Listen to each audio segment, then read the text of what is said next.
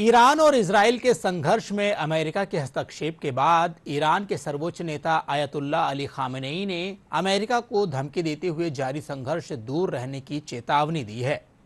Iran ने कहा कि अगर अमेरिका दोनों देशों के बीच जारी संघर्ष में लगातार हस्तक्षेप करेगा तो उसको गंभीर परिणाम भुगतने होंगे। वहीं प्रधानमंत्री नरेंद्र मोदी ने ईरान के राष्ट्रपति पेज़ेशकियान से फोन पर बातचीत की कि इस दौरान संघर्ष की स्थिति को बातचीत से सुलझाने की अपील की। इजराइल और ईरान की जंग में अमेरिका की एंट्री हो ही गई।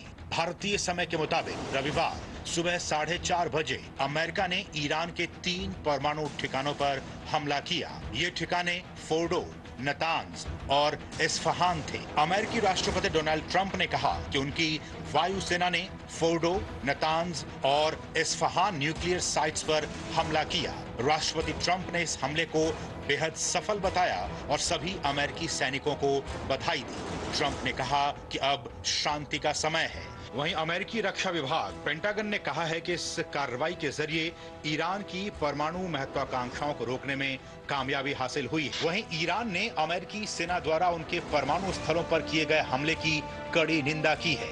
ईरान के विदेश मंत्री अब्बास अरागची ने अमेरिका के इस हमले को अंतर्राष्ट्रीय कानूनों का उल्लंघन बताया। ईरान ने अमेरिका को चेतावनी देते हुए कहा कि अमेरिका को इसके गंभीर नतीजे भुगतने होंगे।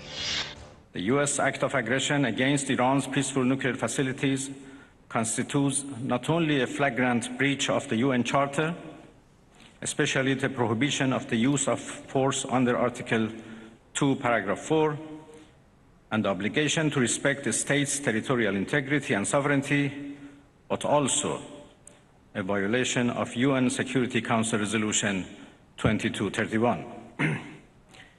It cannot be emphasized enough how much of a devastating blow that the U.S., a permanent member of the Security Council, has dealt to the global non-proliferation regime.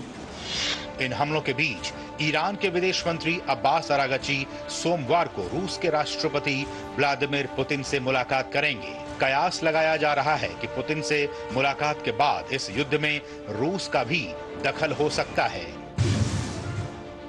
वहीं अमेरिका द्वारा ईरान पर किए गए हमले के बाद इजराइल के प्रधानमंत्री बेन्यामिन नेतन्याहू ने ट्रंप के इस कदम को ऐतिहासिक बताया। उन्होंने कहा कि अमेरिका ने वो किया है जो धरती पर कोई दूसरा देश नहीं कर सकता। बेन्यामिन नेतन्याहू ने कहा कि शक्ति से ही शांति आती है। इस बीच हमले का जवाब देते हुए ईरान ने इजराइल पर 30 मिसाइलों से हमला कर दिया। जवाबी कार्रवाई में इजरायली डिफेंस फोर्सेस ने ईरान के F-5 विमानों को मार गिराने का दावा किया। IDF का दावा है कि रविवार सुबह इजरायली वायुसेना के विमानों ने ईरान के डेज़फुल हवाई अड्डे पर ईरानी सशस्त्र बलों के 2 F-5 लड़ाकू विमानों पर हमला कर उसे मार गिराया। इजराइल ने ब्लैक एंड व्हाइट फुटेज जारी की है। इसमें एक विमान को नष्ट होते हुए दिखाया गया है। इसके अलावा सुबह किए गए हमलों में 8 लॉन्चर को निष्क्रिय कर दिया गया, जिसमें से 6 लॉन्चरों को इजरायली क्षेत्र में दागने की तैयारी थी। वहीं पश्चिम एशिया के ताजा घटनाक्रम के बीच प्रधानमंत्री नरेंद्र मोदी ने ईरान के राष्ट्रपति मसूद पेज़ेशकियान से फोन पर बात की है। बातचीत के दौरान पीएम ने वार्ता और कूटनीति के जरिए संघर्ष का समाधान निकालने पर जोर दिया। पीएम ने क्षेत्रीय शांति, सुरक्षा और स्थिरता की शीघ्र बहाली की जरूरत पर जोर दिया।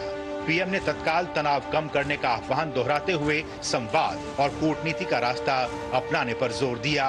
शांति प्रयासों को बढ़ावा देने के क्रम में संयुक्त राष्ट्र महासचिव एंटोनियो गुतेरेस ने भी अमेरिकी हमले पर चिंता जताते हुए इसे शांति और सुरक्षा के लिए खतरा बताया। इन तमाम घटनाक्रमों के बीच संयुक्त राष्ट्र की परमाणु निगरानी एजेंसी IAEA ने सोमवार को इमरजेंसी मीटिंग बुलाने का ऐलान किया है। IAEA चीफ राफेल ग्रोसी ने सोशल मीडिया पर इसकी जानकारी दी।